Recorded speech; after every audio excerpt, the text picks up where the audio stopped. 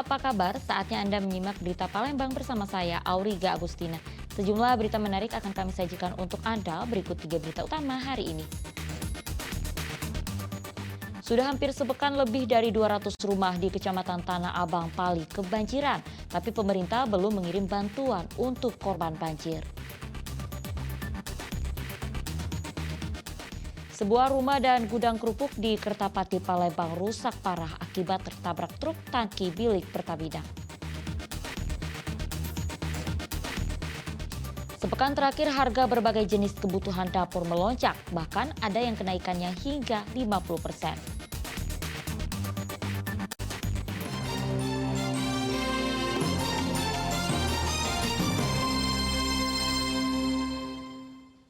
Informasi pertama untuk Anda, seorang pria warga Palembang melaporkan seorang tetangganya ke polisi karena telah menganiayanya. Akibat penganiayaan itu, ia menderita luka lecet pada kakinya. Diduga kasus ini dipicu masalah yang terbilang sepele, yaitu kotoran yang disapu korban jatuh ke halaman rumah pelaku.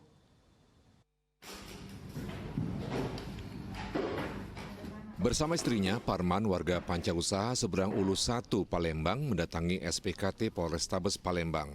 Pria berusia 44 tahun ini mengadu telah dianiaya Rendra, tetangganya sendiri. Akibatnya, dia menderita luka pada bagian kakinya. Ironisnya, penganiayaan dipicu persoalan sepele. Saat Parman membersihkan rumah, kotoran yang disapunya masuk ke halaman rumah Rendra. Tidak terima rumahnya terkena kotoran dari rumah tetangganya, Rendra mendatangi rumah Parman sambil melemparkan sebuah piring beling hingga mengenai kaki korban.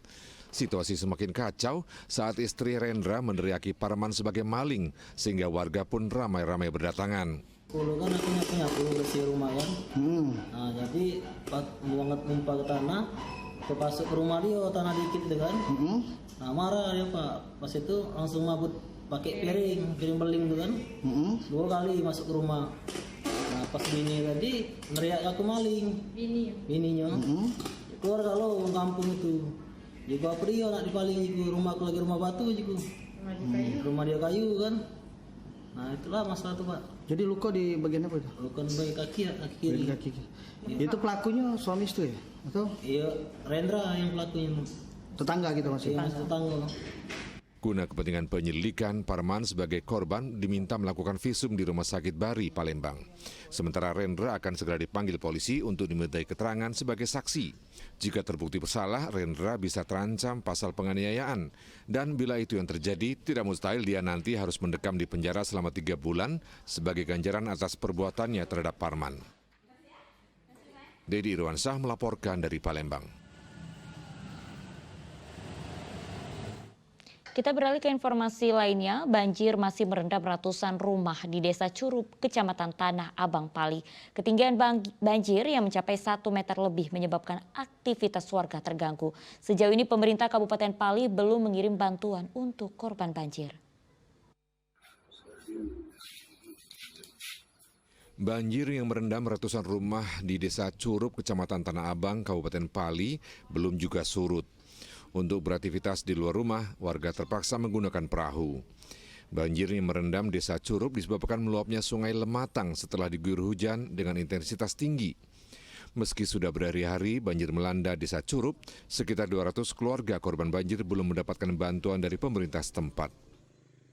Banjir tiap tahun memang kalau dari Lematangnya tinggi, nah dia masuk di wilayah desa kami yang lokasinya rendah dari Sungai Lematang. Untuk sementara masih mungkin 3-4 desa, tapi yang di waspada banjirnya di lebih kurang 10 desa Pak. 10 desa ya? Ini lebih kurang kalau jumlah kakaknya Pak sekitar 250 kakak. 250 kakak Pak? Kami dengan pemerintah desa sudah mengantisipasi untuk seandainya dia tinggi sampai masuk ke dalam rumah agar masyarakat dievakuasi ke tempat yang lebih tinggi sehingga tidak mengganggu aktivitas mereka dan tetap menjaga kesehatan dan terutama keamanannya Pak.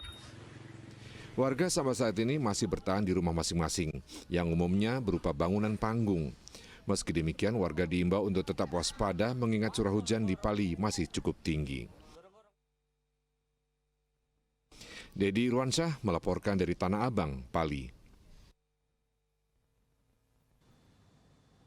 Warga korban banjir di Desa Curup, Kabupaten Pali mulai terserang penyakit. Mereka pun mendatangi pos kesehatan yang telah disiapkan oleh puskesmas setempat. Hingga Senin pagi banjir belum surut dengan ketinggian mencapai 1 meter lebih.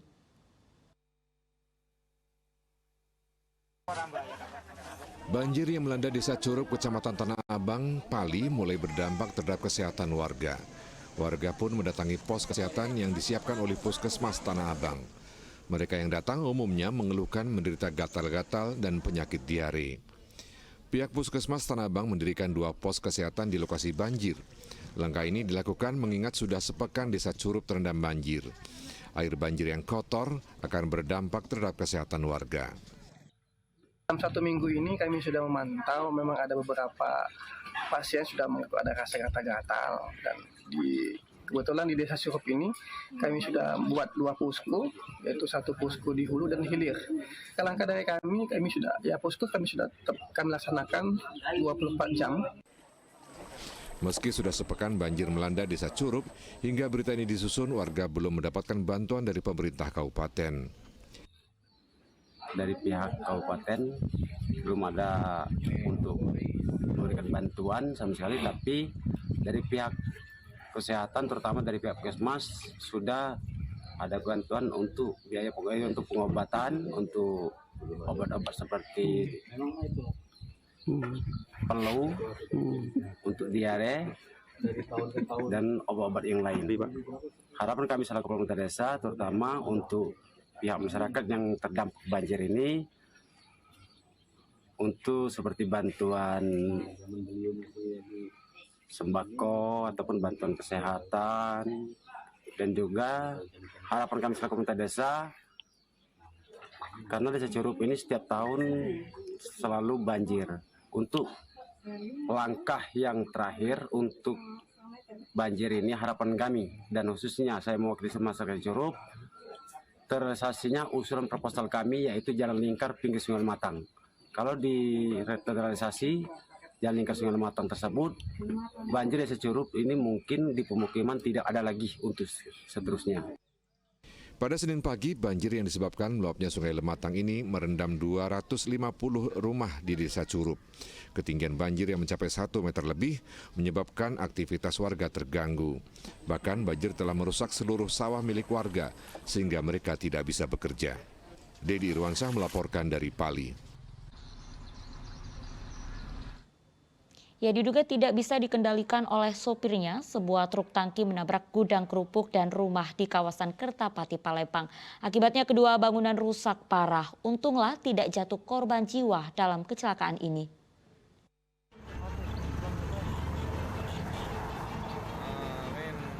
Beginilah kondisi gudang kerupuk dan rumah di Jalan Lintas Maijen Yusuf Singadekane, Kertapati, Palembang setelah tertabrak truk tangki tanpa muatan Senin pagi. Kedua bangunan rusak cukup parah. Tidak ada korban jiwa dalam kecelakaan ini karena saat kejadian pemilik kedua bangunan tidak berada di tempat. Kecelakaan berawal saat truk tangki yang dikemudikan Heri Arafi ini melaju dari arah Jembatan Musi 2 menuju Keramasan, Kertapati. Setibanya di lokasi, truk berjalan oleng ke kiri dan menabrak sebuah tiang. Bukannya berhenti, truk malah meluncur kencang hingga menabrak rumah dan gudang kerupuk. Pemilik gudang kerupuk, Windy, menduga kecelakaan terjadi karena sopir truk tangki mengantuk. Ngantuk ya? Ini mobil apa, Mas? Minyak, Pertamina ya? Mobil minyak Pertamina ini? Iya. Jadi posisi kita tidur tadi di mana, Mas?